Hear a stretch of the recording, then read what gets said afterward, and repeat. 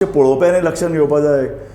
ह्या मायनींग कंपन्यांनी 2007 ते 2012 मेरेन जें कितें पळय मायनींग केलां तें सगळें इलिगल ठरता, कारण तांच्यो लिजच कालबाही जाल्यो 2007.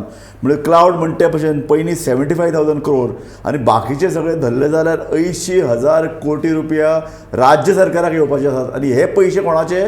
गोंयकाराचे.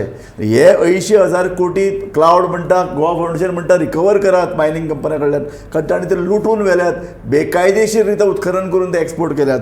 जाल्यार स्टेट गव्हर्मेंट म्हणटा कितें, आमकां कोणें सांगूना, आमकां कोणें सांगूना. म्हणजे लक्षात घेयात, क्लाउड आल्वारिसाची पर्यावरण संघटना म्हणटा की हे पयशे आमचे आनी ते रिकवर करात, पण हे सगळे राज्य सरकारच्या किटीन येवपाक जाय.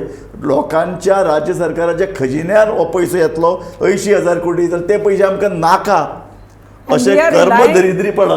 We are relying on a Supreme Court order which says that if there is illegal mining, 100% of the what is exported and what is taken out, 100% must be recovered. That's how we have got the figure. Oh. There is a Supreme Court order, not our order. So एक सांग म्हाका, हे 80,000 कोटी तांचे कडेन नासतले, ते आतां गरीब जाल्यात. गरीब झाले ते सगळे ट्रान्सफर केला न्हू. They are transfer to Cayman Islands, Singapore आनी सगळे. तुमच्याच न्यूजपेपरान लोकमत, तेन्ना तूं लोकमतान आसलो तेन्ना तुम्ही ते लोकमतान तुमी हे पब्लीश केला की SIT is saying that only 500 rupees is there in all the mining accounts. सगळे पयशे गायब जाल्यात, हांगा कांय दवरूंक ना. ते म्हणटात आमच्या गोंयकाराची आमचे फुडार हे सगळे पळोवपाक जाय, पण पयशे तुमी थंय पयले ट्रान्सफर कशे केले?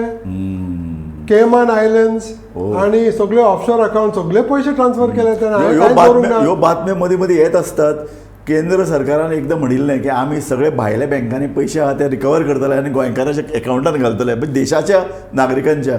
And the SIT investigation started in 2012. Nothing has come till now. 2012. Yes, and yes, we yes. are 2022. A very junior officer, a very junior officer investigating.